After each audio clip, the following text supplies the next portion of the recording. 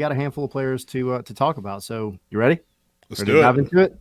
Let's do it. We have to talk about Brad Guzan.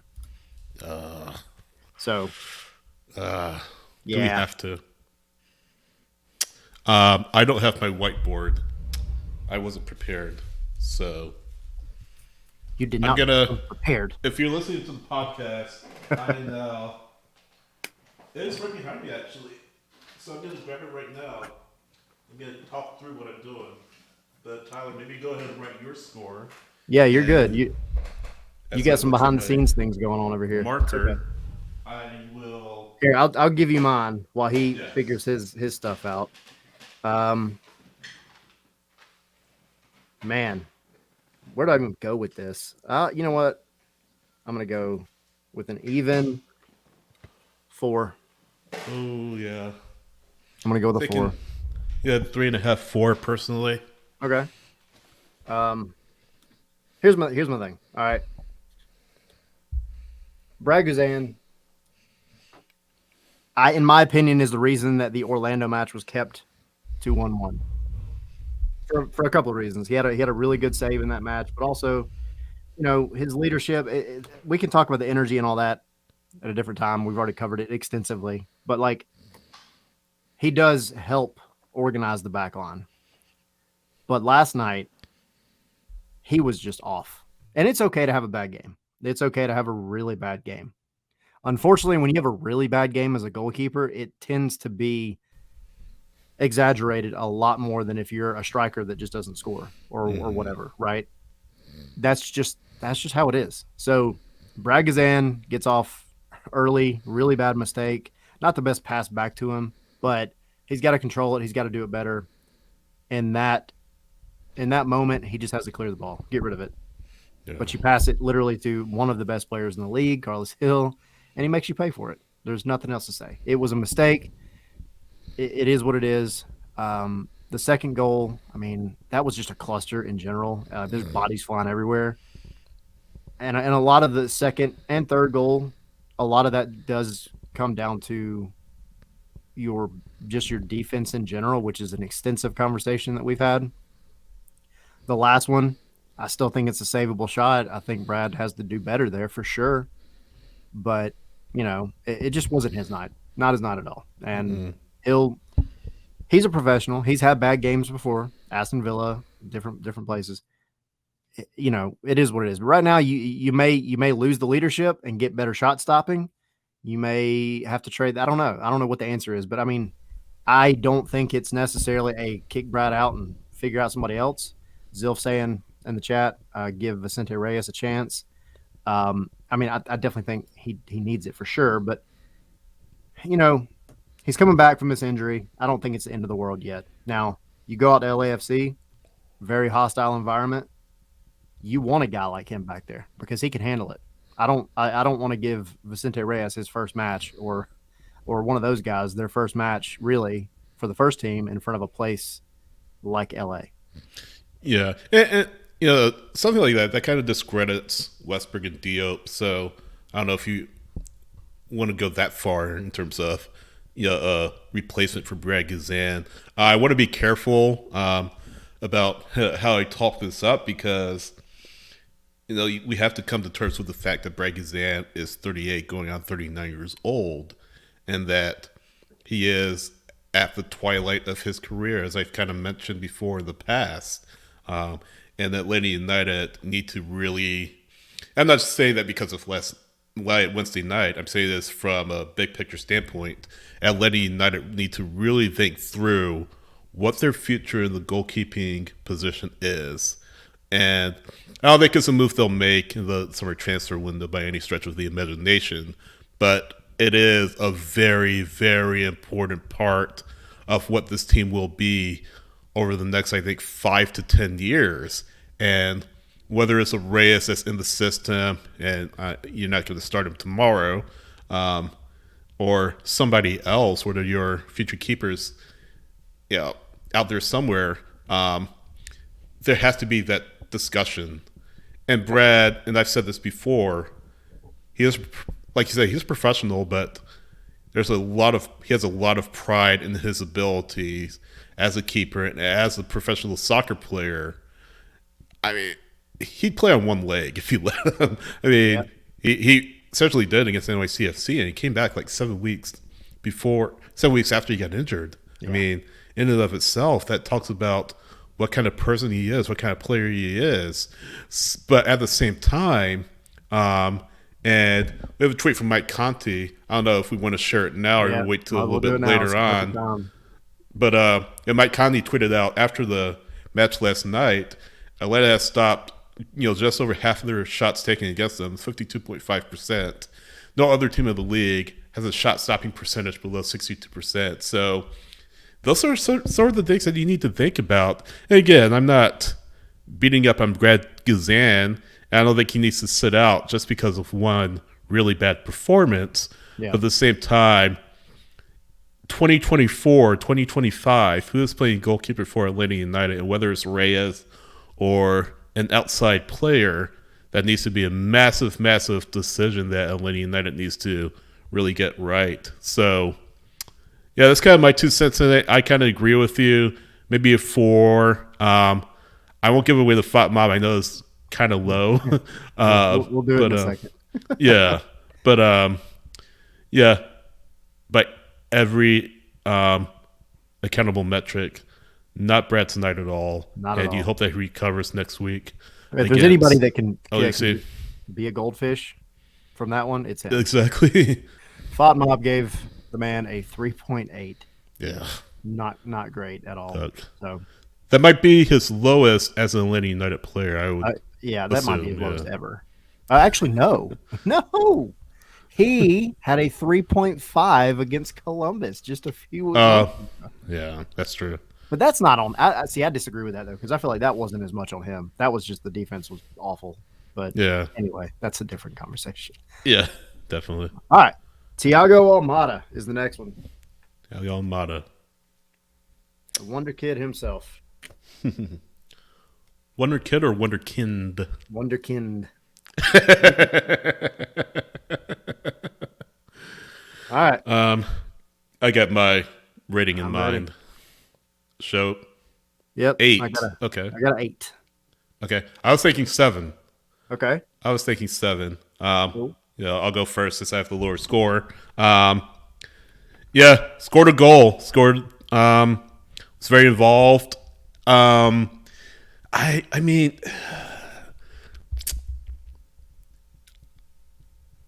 he's young. He's young.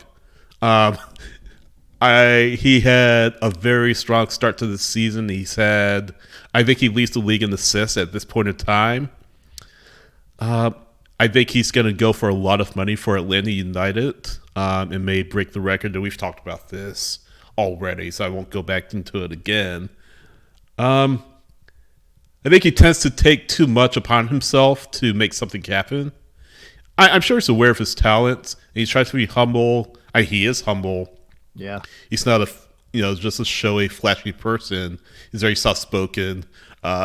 We talked about earlier this season, like he acted as if nothing had happened after he single-handedly won the match. Just seemed despondent to some, but in some respects. But yeah, that's just who he is. That's just who he is. And again, he's young, and I think that he has a tendency to kind of, like I said, try to make things happen on his own. And that's not necessarily a bad thing for a player as talented as Thiago, but I think being a young player, he has to be careful that he's not putting too much of a burden on himself, that he gets too caught inside of his own head and starts to make mistakes. And again, I want to stress he's young. He's only 22 years old.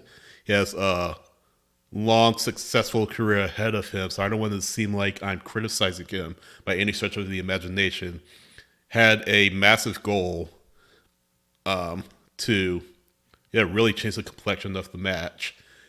So a good performance, really good performance. I think 7, in my mind, is really the perfect score for him. I mean, you said 8, so Yeah. So, I mean, for me, I think a lot of this I'm comparing to the Orlando match and maybe the match before that. I think he was in a little bit of a slump, and a slump for Thiago Almada is still better than most anybody in this Yeah, league, if we're being no honest. kidding. So, Orlando, I was frustrated watching him because he was running into players just nonstop. He was trying to dribble and he was just not himself. This match, I actually feel like he started off slow. I think it took about 15 minutes, 20 minutes before he really got going, but he Right. did, and he was all over the pitch, and he was orchestrating a lot of the counters and everything else going on. I mean, he was doing what a number 10 should do. Mm-hmm. So I think obviously the goal was well deserved. A goal is a goal, whether it takes a deflection or not. But like the amount of work that he did to make that goal happen with the dummy, fake one way, and then just the dribbling and to take the shot in the stride that he did, there wasn't a lot of power behind it, but it was on, and it actually just took a very fortunate deflection. And you take them all day, because if it weren't Almada, he never would have been in that position in the first place. So the kid makes things happen when he needs to make things happen. And you're very fortunate to be able to watch a guy like him playing. As simple as that. Whether you're an Atlanta fan or not, him being in MLS is outstanding for this league. And I give him the 8 because he got the goal, but also because I feel like he kind of got his mojo back a little bit last night. And I hope, for Atlanta's sake, I hope it carries over to LAFC next week. So 7 goals, 8 assists. yeah, He had 6 and 12 last year. So, I mean, if Atlanta United had a few more points, a bit higher in the standings, I mean, he'd be an MVP candidate all day long. I mean, he still yeah, might be, but yeah. there are some other players that maybe are a little more deserving of it because of their team's standings or place in the standings right now. So Yeah. again, let's see what happens against LAFC. See if he's able to elevate his play even more in a really tough environment. FotMob gave the young guy an 8.8.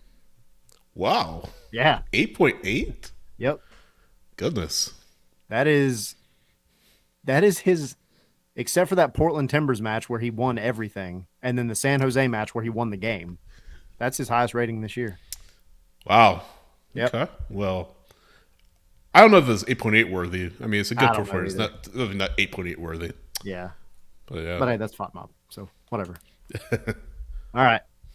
Moving on from Thiago Almada to another one. I don't think we've talked much about him this year on the ratings videos that we do, either live or not live, but he's been a crucial part this year. Franco Ibarra. Franco Ibarra. I have my rating in mind. Me too. And it is 7.1. Okay, I was gonna say 7.5. Oh, look at that. All right. Wow. Close. We're just a little deviation. It's okay. Yeah, just a Um, little. What you got? uh, Mine, 7.1. I mean, here's the thing.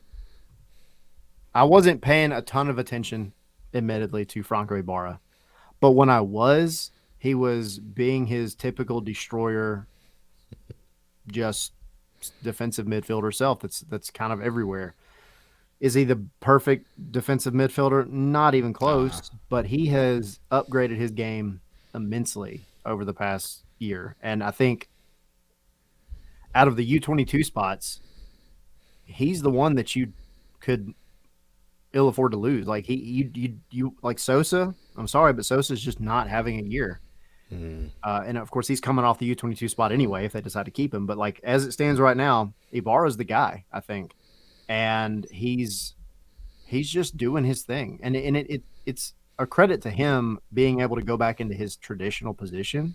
Yeah. Credit to Pineda for putting him there and giving him the resources to thrive, because where he was playing last season more as an 8 just was not him. So I think he was doing well. He, of course, got his obligatory yellow card last night, which I don't agree with, because I feel like it should have actually been a foul prior to that on New England.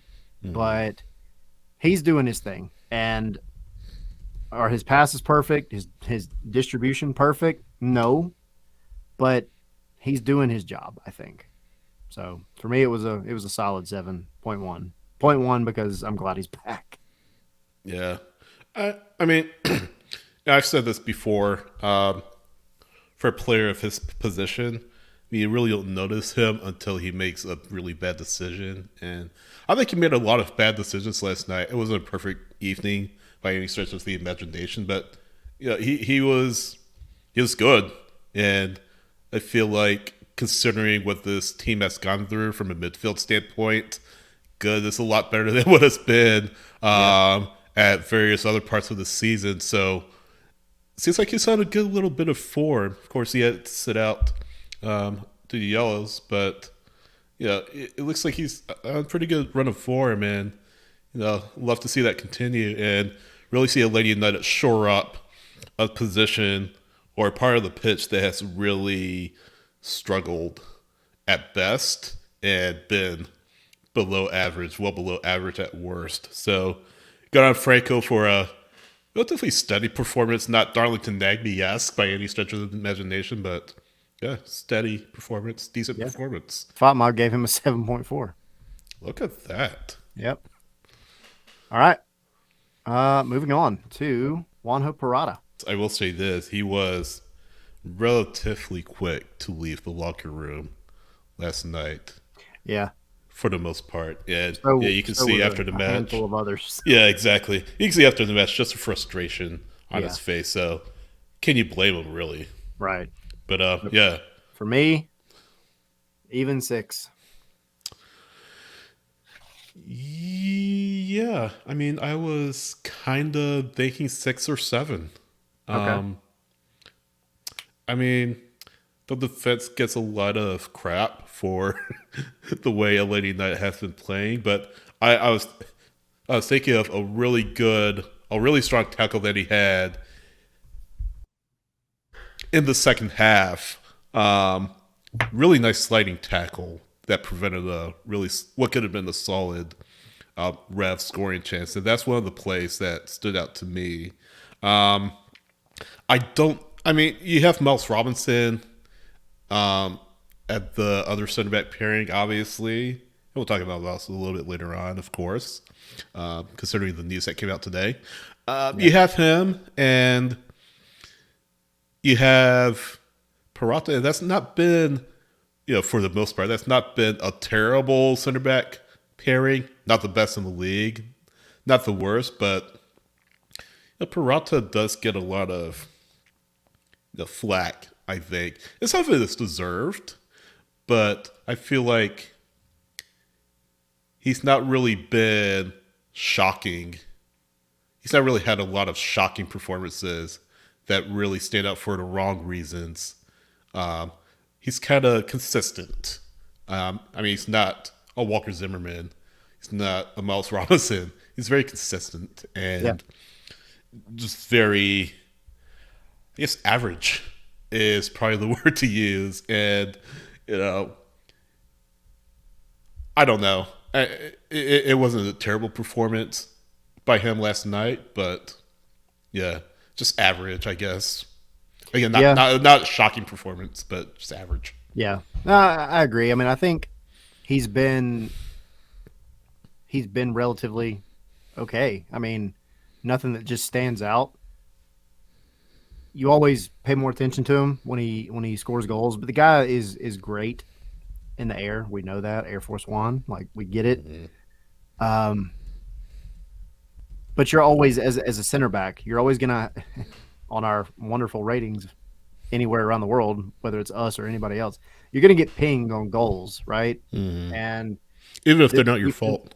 yeah, exactly. I mean, this defensive unit is just not able to keep a clean sheet, and it is so worrying. Like, and it's so frustrating because I think if this team were to give up one less goal a match, you'd probably be sitting in the lead for the supporter shield right now. Oh, heck yeah. And it's frustrating because it doesn't need to always be a clean sheet because you have so many players that are scoring goals like crazy, but you're also giving up so many. So back to Purata specifically, I mean, he was quiet last night.